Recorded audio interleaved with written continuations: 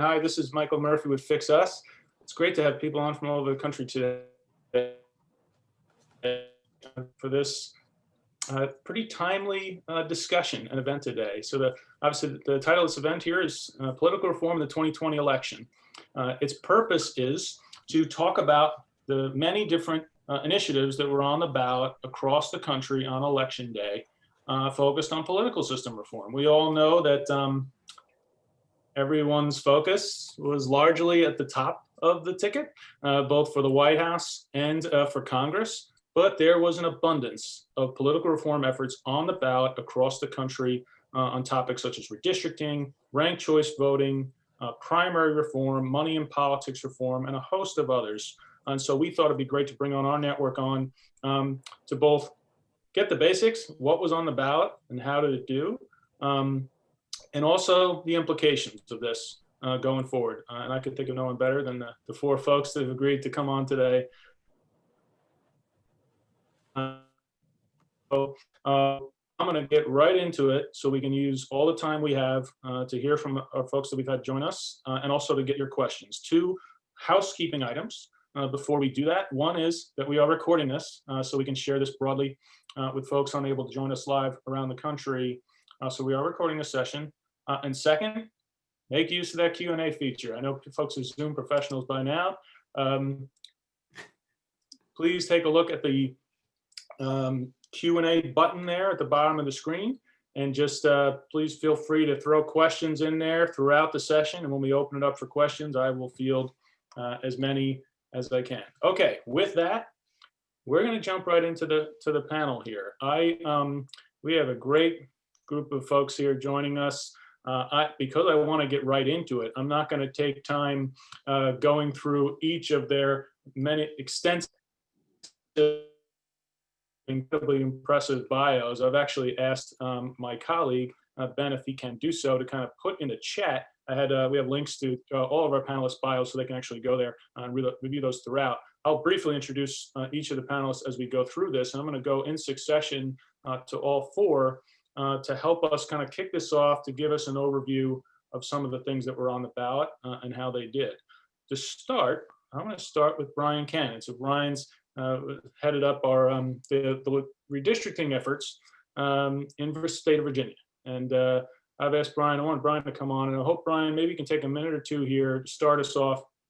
Give us the basics. Tell us about what was on the ballot in Virginia and how it did, and the story of how it got there. Oh, you're on mute there, Brian. Thanks so much, everyone. Appreciate it, Mike. So in Virginia, we got a bipartisan redistricting commission. In Virginia, our pathway to getting reforms in our state constitution is we have to go through the legislature twice with an election in between. That election in between changed the power dynamics in our legislature. So it was an interesting topsy-turvy ride to get it to the ballot. Once we finally got it to the ballot, the headline is we won 2-1. We got 65% plus of the vote, and it was a great success. So this ends partisan gerrymandering in Virginia. It adds a ton of transparency to the process, which we've never had before. It puts citizens at the table, and importantly for our country, but also for Virginia and Virginia's recent history even, it makes racial gerrymandering illegal under our state constitution. So this is the biggest democracy reform we've had in our state constitution since we overhauled the whole thing in the early 70s. So really proud of what we've done. We did it in a bipartisan way, and it succeeded in that kind of way as well. You may have just said it, I missed it. What was the percentage that it passed by, Brian? 65 and some change. So it was a big victory. And just as a recap here, so this is obviously the census is going to be coming out. They're going to be doing redistricting again, and this was done in advance in anticipation and will be done and implemented in time for the next redistricting, correct? Yeah, just in time. That was we got on the last train out to start that constitutional amendment process. Very good. Well, thanks, Brian, for that overview. We'll come back and talk about broader implications on redistricting during the discussion here. Rob Ritchie, who's heads up Fair Vote and been working on electoral reforms for quite some time. Rob, I was hoping Rob can give us an overview here. So ranked choice voting has been getting more attention, obviously, in recent years as a political reform. And it was on the ballot in many places. Rob, I was hoping you could start us off a couple minutes here. Can you give us first, just for a quick primer of those that are unaware of it, give us the basics. What is ranked choice voting and why you believe is Yeah. an important reform, and then where was it on the ballot and how did it do? Yeah, no, good. Thanks, Mike. And great set of panelists, and glad that people want to have this conversation. So important when you think of like how historically divided we are as a country, as embodied by the results. I mean, if you sort of go through the results at a high level, it's just a good reminder of where reform fits into this. But the presidential race would have flipped with a shift of votes of just 23,000 votes in 3 states. The House is going to be just a handful of seats between the 2 parties, and the Senate, could end up 50-50 or whatever it's going to be, 51-49, 52-48. Really divided. The parties are very polarized, and these sort of structural reforms kind of speak to how we can like kind of change some of the incentives that are driving, I think, some of this intense polarization. And the ranked choice ballot comes into this in a very simple way. So in most ballots that we've experienced in our lives, you just get a single choice, even no matter if there's 3, 4, 5 or more choices. And a ranked ballot is saying, well, that's not really enough. You should be able to rank your choices. So who's your first choice, who's your second choice, and so on. So that's the key difference for the voter. And then what the ballot is able to do is sort of speak for the voter, to give them more voice by saying, well, if your first choice is actually not that strong a candidate, can't win, your ballot just counts to your backup choice, your second choice. And if your second choice for some reason can't win, then it goes to your third choice. And in a big crowded primary, you could imagine it going to 3 or 4 choices. It was used this year in actually the several Democratic presidential primaries. It was used in a number of Republican state conventions. 3 of them did it for some key choices, just to kind of handle having multiple choices, a bunch of cities, Maine presidential race, Maine Senate races. So it's sort of getting out there, speaking to this general fact for what it means to handle choices, but with that, creating really different incentives between representatives and candidates and the voters, because now they know that voters have more than one choice, so they have sort of a reason to talk to more voters, and voters know they have more than one choice, so they have more reason to listen to candidates and kind of hear what they have to say. So that kind of does a positive incentive that we see playing out in a good way. So this idea was on the ballot. Brian mentioned topsy-turvy. Reform routes are almost always topsy-turvy, and they're never really quite done, seemingly, in a lot of the places that win them. So this is an ongoing process, but it was really good for ranked choice voting this year. It was on the ballot in 8 places, and it won 7. You can't just put it on the ballot everywhere and just expect it to win, but if you pick the right target and you build the right effort behind it, it shows it can win. The biggest of those was Alaska, and it's sort of a nice fusion of reforms there that's very specifically addresses kind of Alaska politics, which is very independent, has a lot of sort of complexly fascinating kind of less binary politics. And now they're going to have a primary system where 4 people advance. They're going to let John maybe talk more about the primary part, but it's like an open primary where 4 people advance. And the ranked choice voting feature is when you have 4 people on the ballot in November, if you only had one choice, you might get some unrepresentative outcomes. So they're going to use ranked choice voting in November in all their state and federal races and use it for president in a kind of a classic ranked choice voting sense. It was also on the ballot in Massachusetts, and it did not win, got 45% there. The number that kind of jumps out to me, though, is it did get about 4 in 5 voters, maybe probably over that, from voters under 30. So it is that sense of like people are hungrier for choice maybe when they're younger.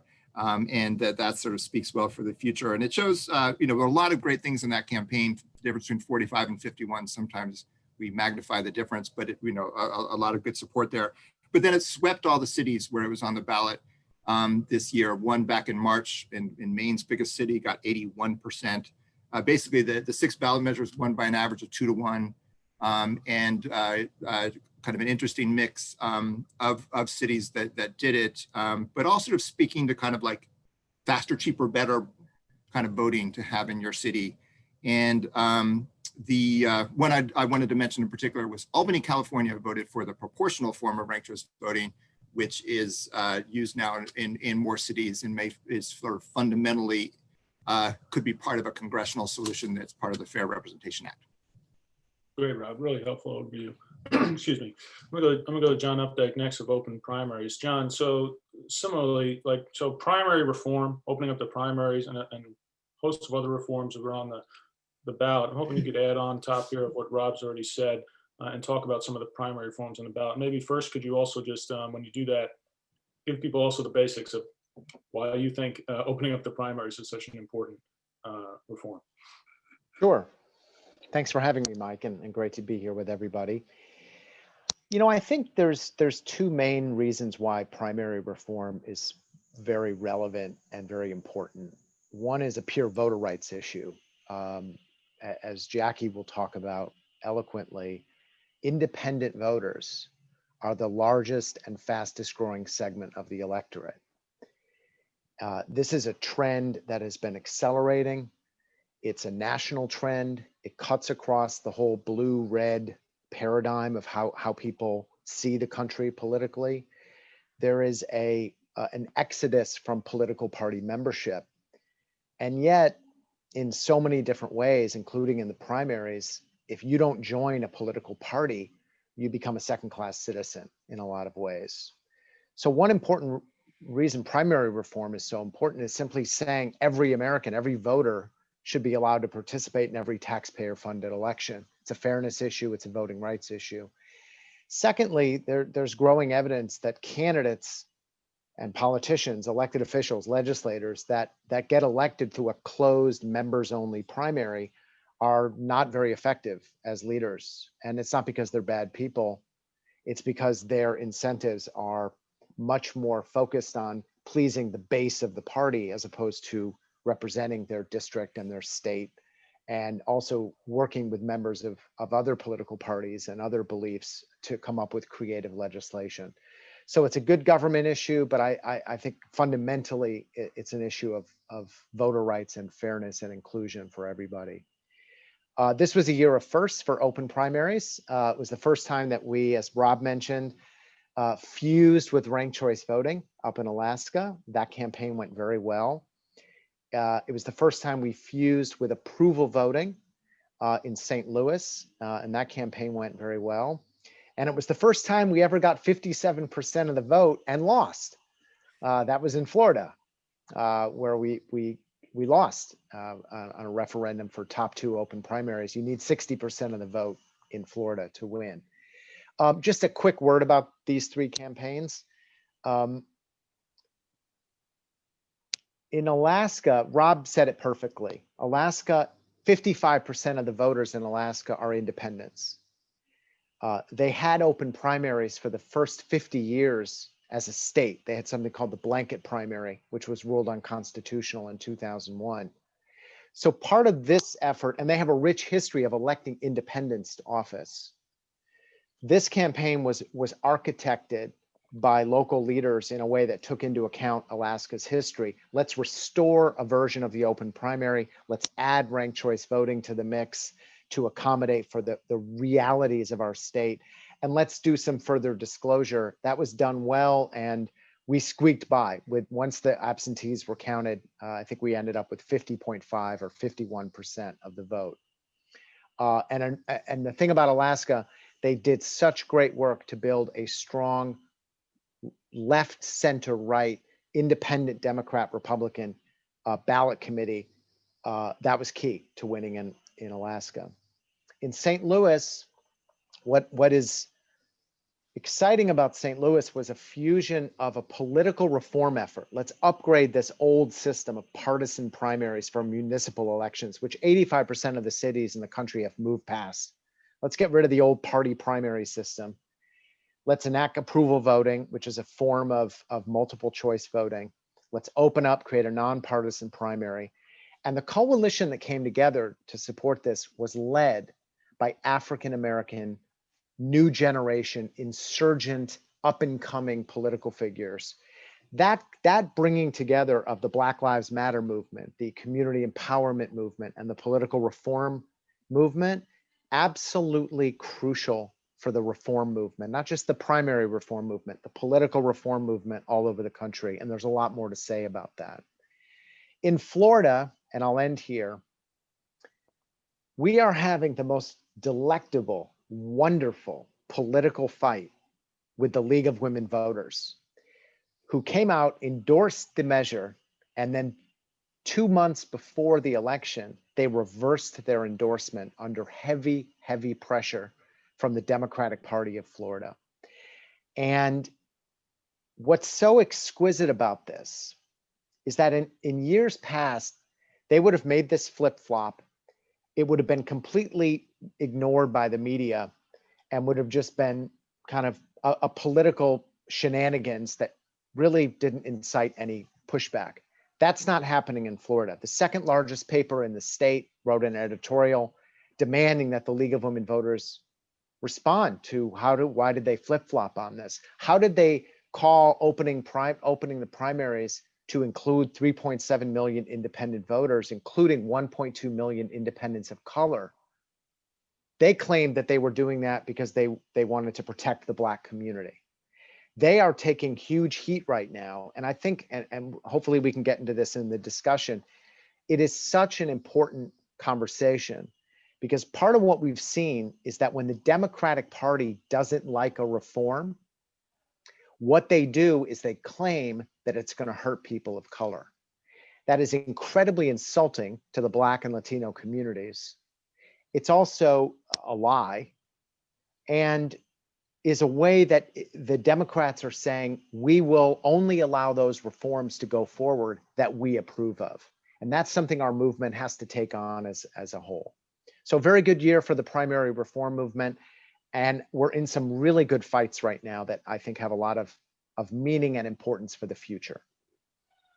Thanks, John. It was incredibly helpful. I'm going to go to Jackie now. So Jackie Savitt, who those who don't know, Jackie has been perhaps the leader in advancing the cause of independence in the country for many years and giving independents more voice in our political process, obviously of which many of the political reforms that we're talking about so far are intended to do. And so I was hoping, Jackie, now hearing some of the details on things around about what's happened here, hoping you could help us start to kind of absorb, although John obviously started a little bit here, on the implications here and a little bit of lessons learned for the broader movement and your perspective on that. And then we'll open it up to others to kind of weigh in on the broader lessons learned. So Jackie, please.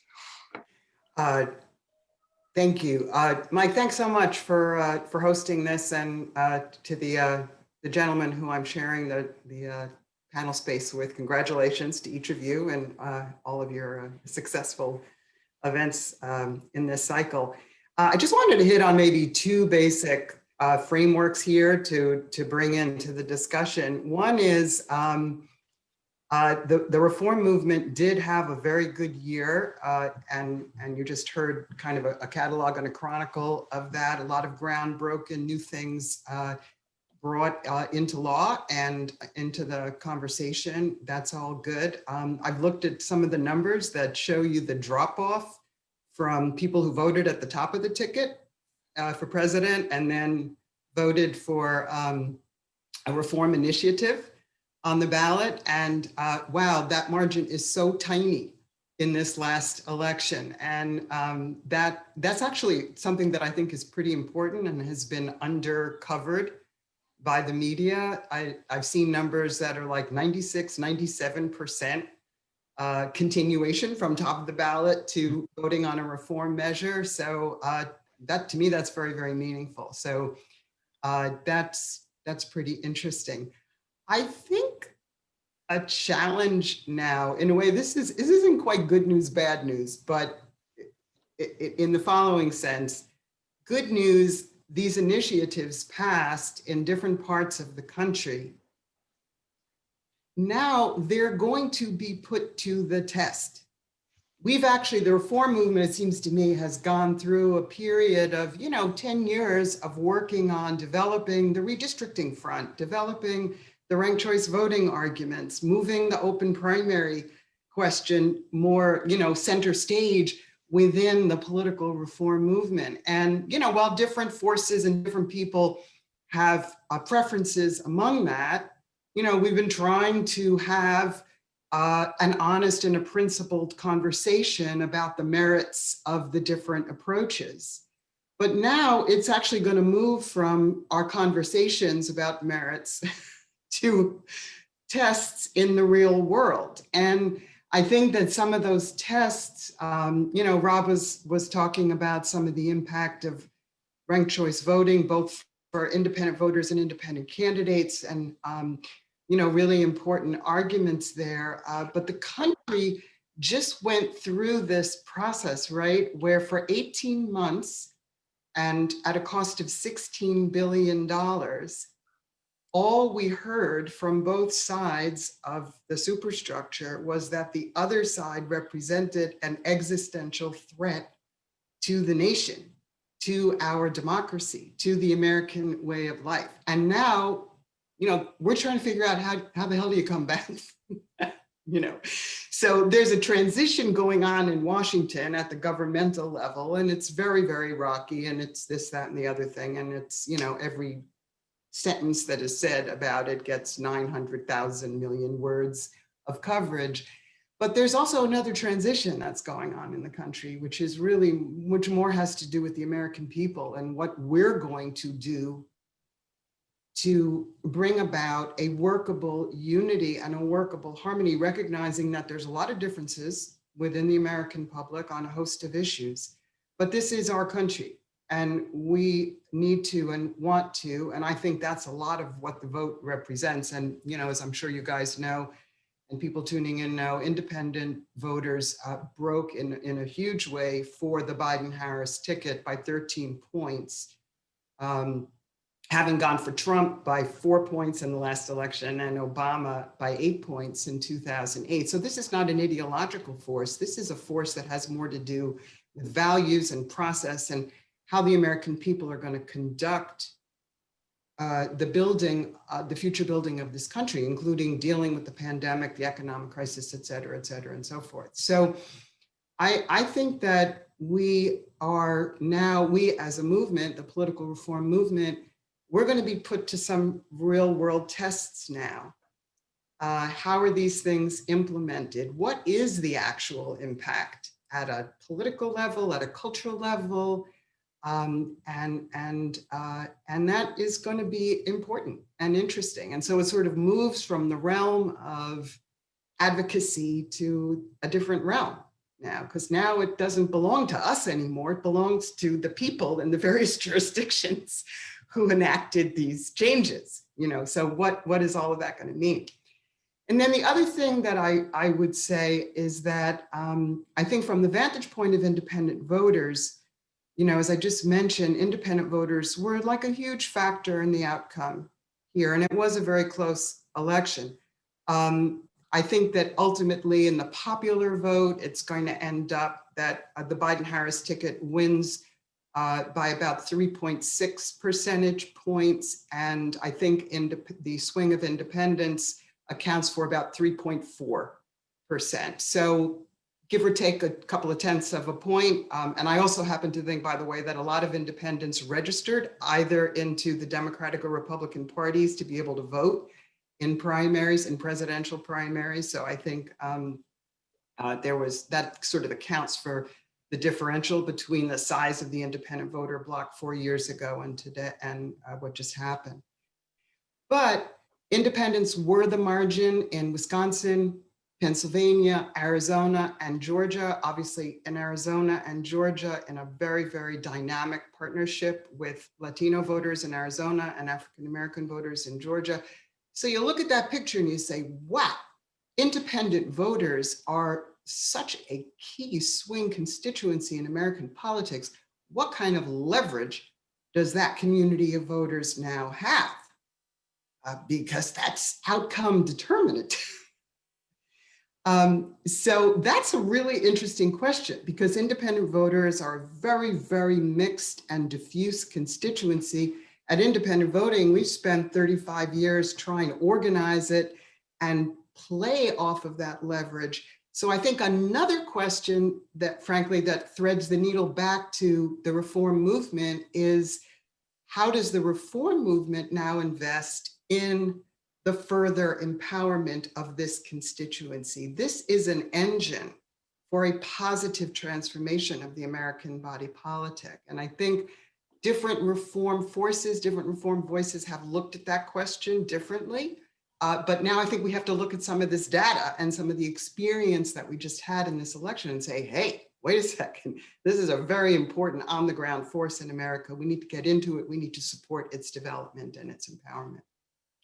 Thank you, Jackie. So that was great. Look, this is great, the table set here. And I want to actually, I'm looking at our Q&A. We got like a ton of questions kind of coming in. So I think what I want to do, instead of sort of going back and forth here on the discussion and the implications, hopefully we can start to weave in broader reaction to the implications for the broader movement as we answer some of these questions. So I think what I'm going to do is start to field some of the questions, and then we'll just try and get through as many as we can.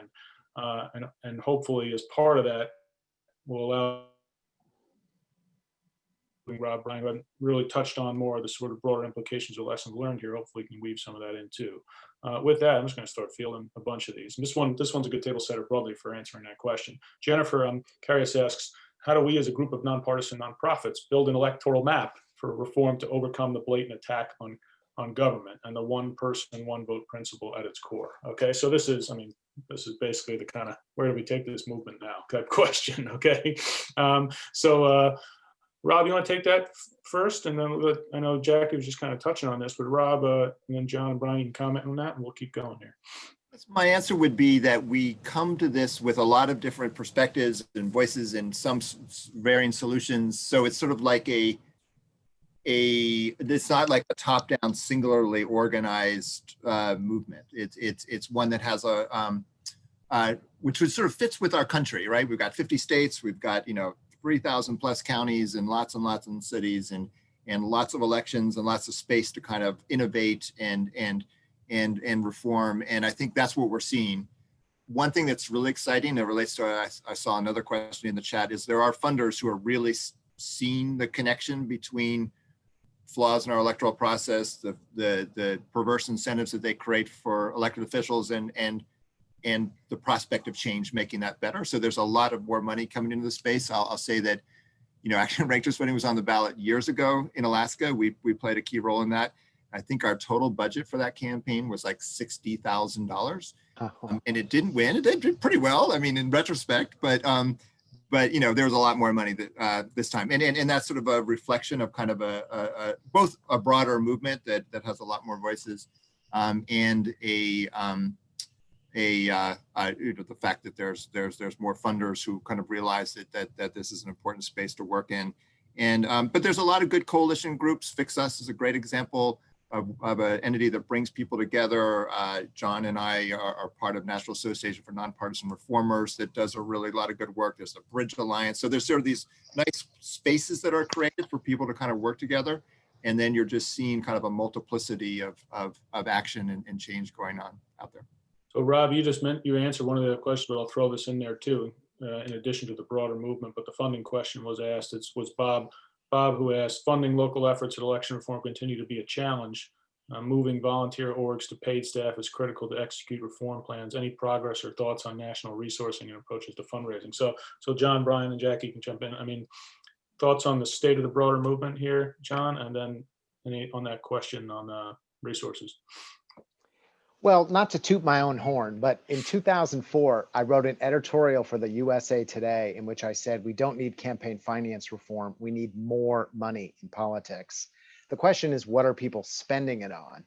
I'm thrilled that there is starting, as Rob mentioned, there's starting to be an influx of philanthropic and investment dollars into changing the system, not bolstering the system. But as Jackie mentioned, $13 billion was spent driving the American people apart as well.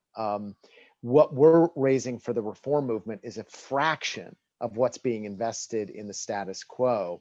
And that's very hurtful and damaging. And we have to continue to shift the balance between the dollars being spent driving us mentally insane and the dollars being spent in creative ways to innovate and recreate the political process. I think it's going well, and we have a lot of work to do in that arena.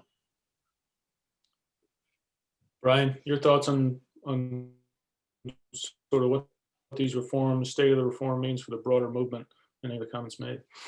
Yeah, so I got two things. One on the what do we do next? Kind of what do we have to do? And I think obviously there's more to be done, a lot more to be done.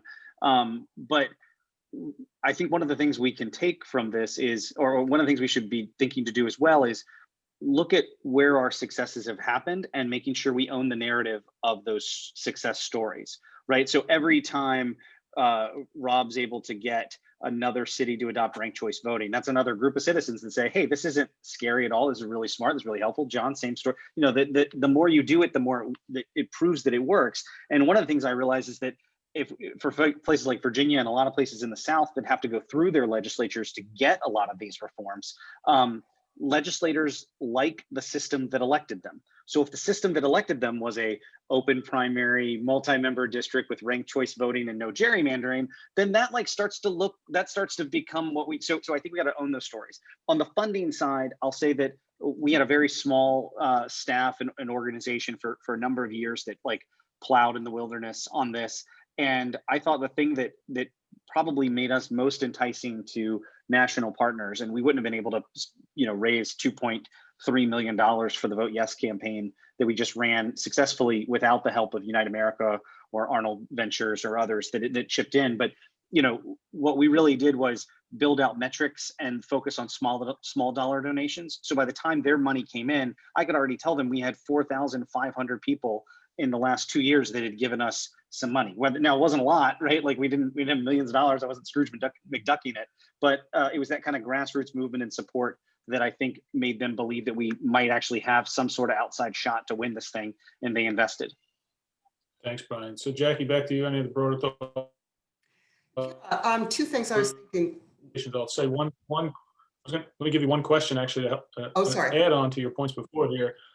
Louisa asked you specifically on when you were speaking of real world tests, okay, we're about to see here on political reform, would it be fair to say that we don't have enough longitudinal data to see how these reforms play out over time and what their ancillary effects may be? So maybe you can answer that too as part of the stepping back here.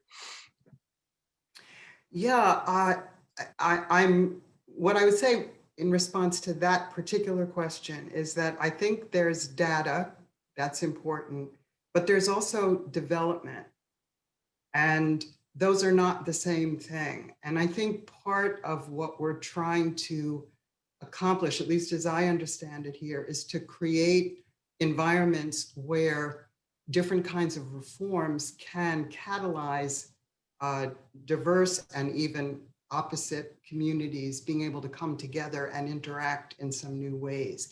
If we see that starting to happen as a result of, redistricting reform in Virginia, and if we see that start to happen in St. Louis, if we see that start to happen in some of the cities that have enacted ranked choice voting, then we're seeing something that I think is crucially important, because that's part of what we're trying to do here, is to create more mobility and more fluidity in the electoral process and in the governing process. And so there's the data, and then there's that.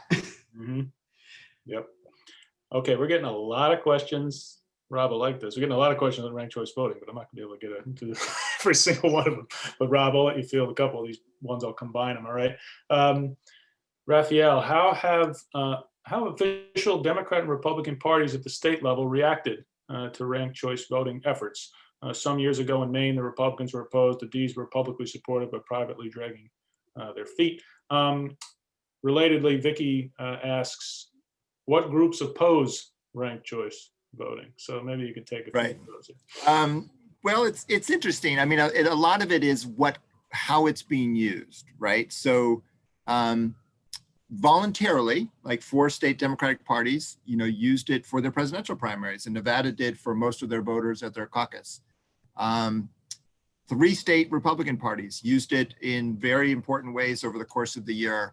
The newly elected Attorney General of Indiana was second in the first round of counting at the Republican state convention using a ranked choice ballot, and then won as the votes kind of coalesced around him against actually a candidate who had a popular support but had lost his legal license and maybe wasn't the strongest one to be Attorney General. And then there was the Virginia Republican Party used it to nominate a candidate who actually was third in first choices, but was the one who ultimately brought in lower down candidates and then coalesced and won a majority. So anyway, parties can like it in context. When you get it into the general election, you start getting into analysis about who it helps and hurts and who those third parties are.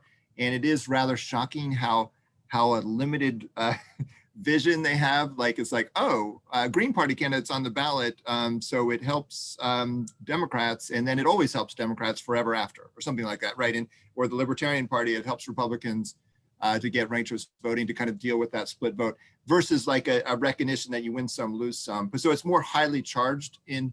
I think that explains some of the issues in Maine, where they have had certain candidates who are better plurality candidates than ranked choice voting candidates, and so therefore they don't like the system.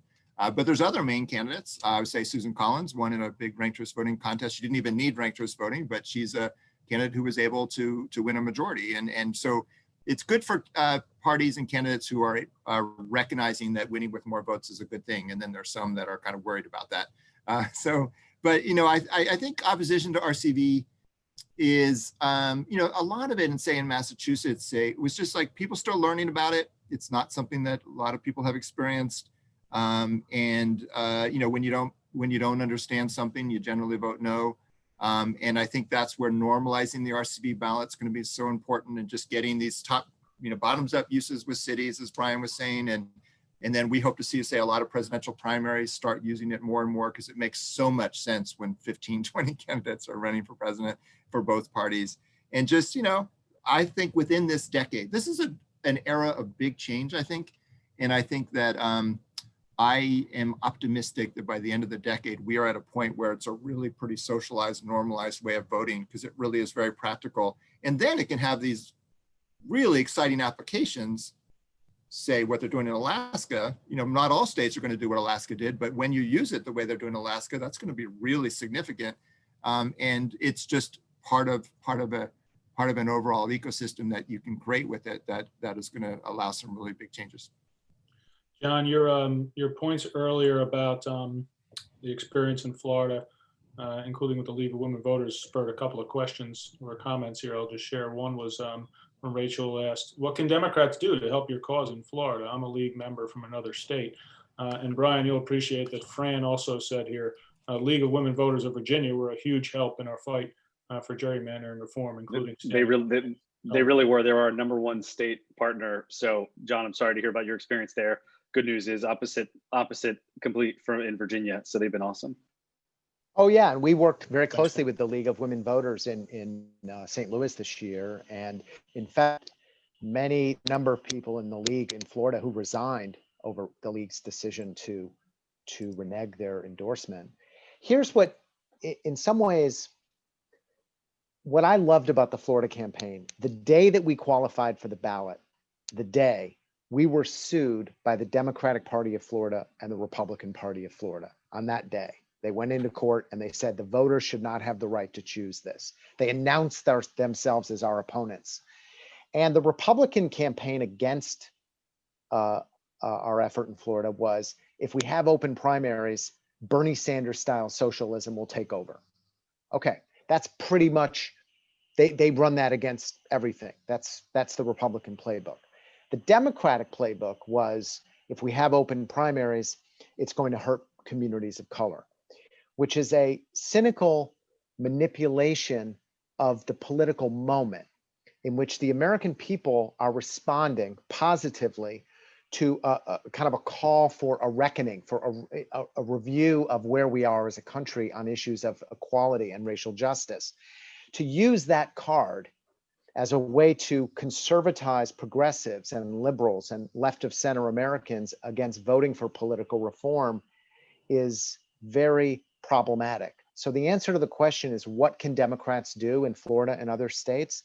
Is they can say to their leadership, do not manipulate us into voting no on political reforms, whether it's ranked choice voting or open primaries or gerrymandering reform, by saying this is going to hurt communities of color. That's disingenuous. That is a lie. And it frankly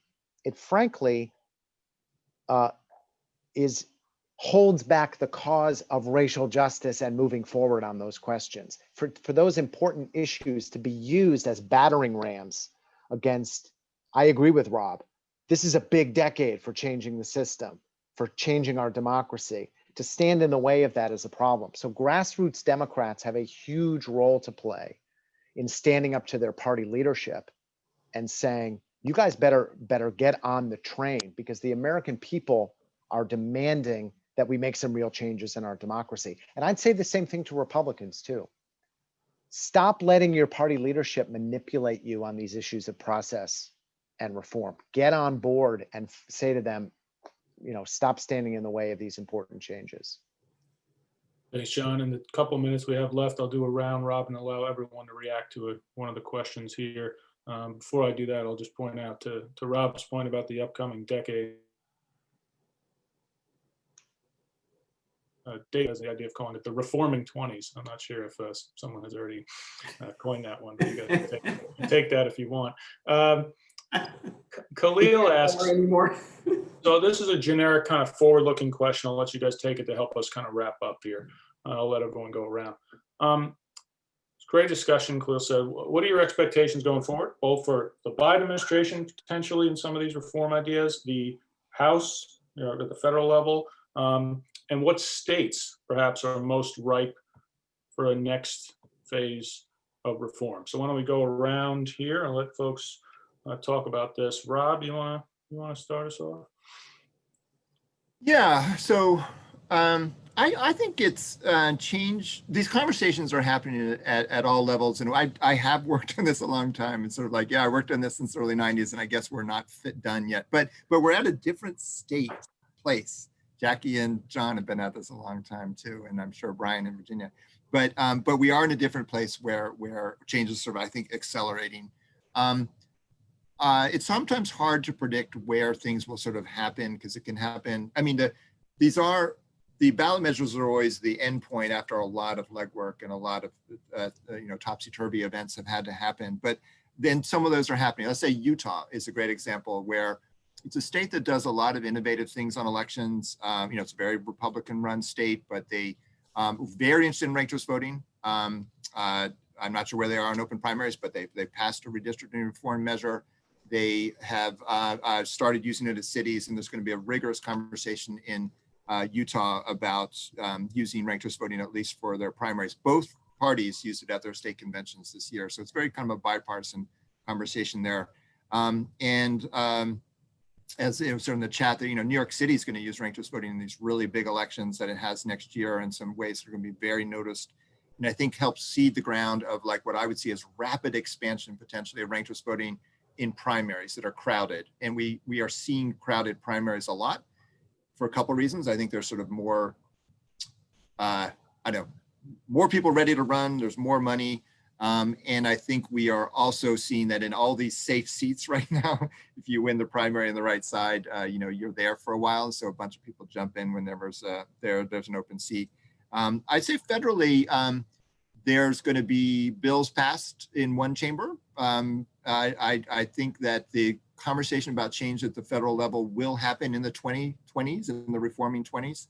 I think that it's in this political, grouping we have right now. I think that the compromise between Republicans and Democrats is still to be forged, what that looks like.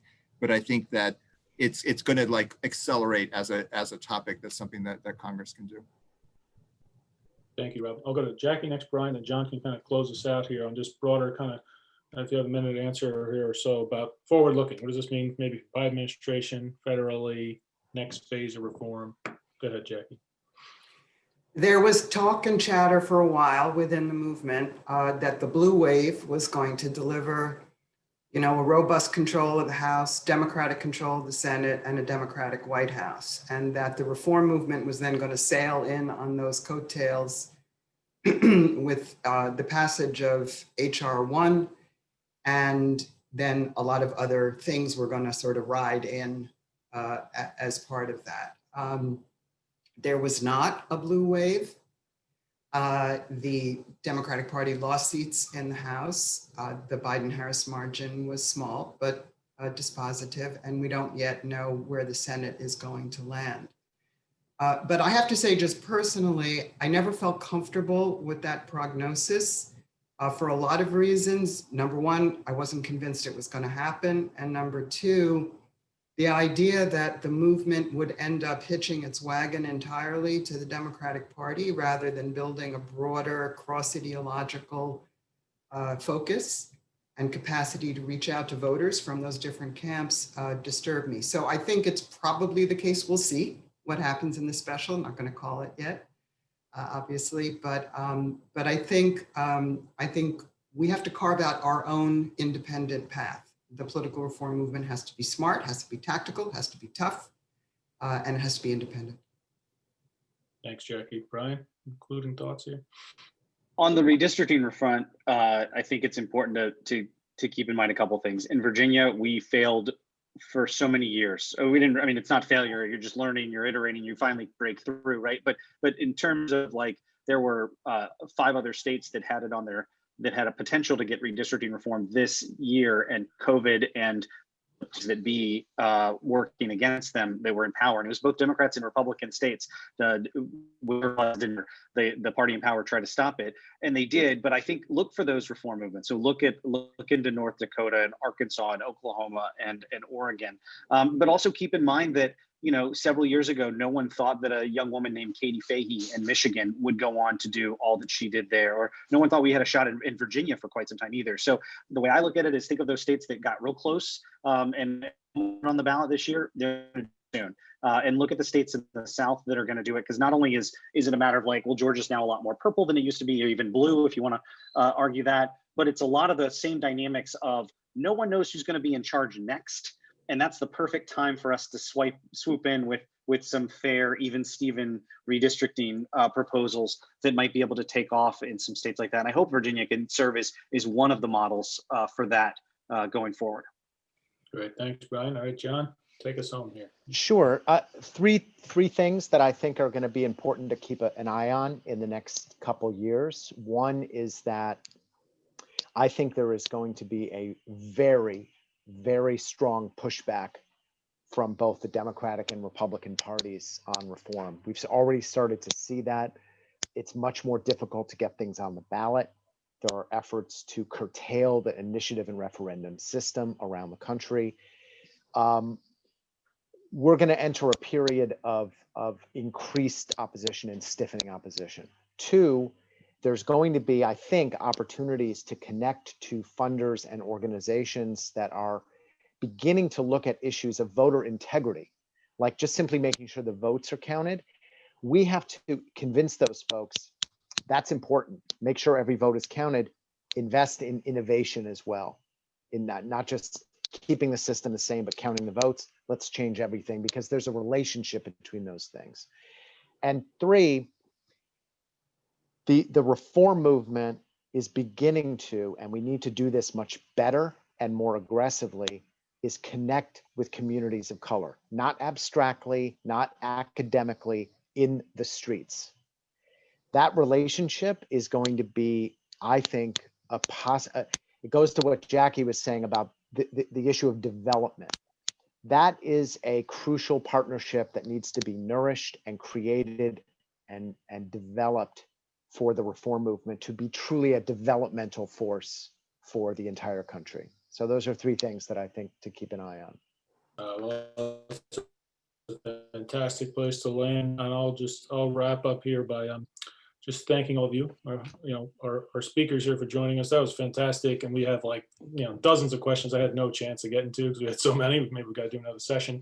But thank you all for doing this, and thank you for everyone for joining from all over. This was fantastic. We are going to share a recording on this for anyone that wants to share this, so we will make sure everybody gets that as well. And so with that, I hope everyone has a nice rest of their day and week, and a nice needed holiday week next week as well. So with that, thank you, everybody. Have a nice rest of your day. Thanks, everyone. Thank you, Mike. This is great.